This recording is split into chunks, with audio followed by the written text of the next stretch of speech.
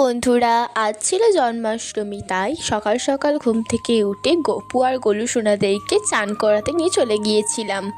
একটু চন্দন বেটে গপু আর গোলু সোনার গায়ে খেয়ে দিলাম। তারপর গঙ্গা জল দিয়ে ওদেরকে স্নান করিয়ে দিয়ে লাল শালু দিয়ে ওদের গা মুছিয়ে দিলাম। তারপর ওদের একটা ঝুড়ির মধ্যে বসিয়ে দিলাম। আমি গপুর জন্য এই গোলাপি রঙের সুন্দর নতুন জামাটা নিয়ে এসেছিলাম। তারপর আমি গপুকে কানেরটাও পরিয়ে দিলাম। তারপর মুকুট আর বাঁশিও দিয়ে দিলাম। আর আমি গোলুর জন্য এই জামাটা এনেছিলাম। তারপর আমি ওদের সিংহাসনটা তৈরি করে দিলাম আর গপু আর গোলুকে নিজের জায়গায় বসিয়ে দিলাম। আমি ওদের জন্য 2 রকমের বিস্কুট এনেছিলাম আর চকলেটও এনেছিলাম। ওগুলো একটা কোটোর মধ্যে রাখলাম। তারপর আমি গপু আর গোলু সোনাকে ফুল দিয়ে খুব সুন্দর করে সাজিয়ে দিলাম। আর এটা ছিল গপু আর গোলুর জন্মাষ্টমীর ভোগ।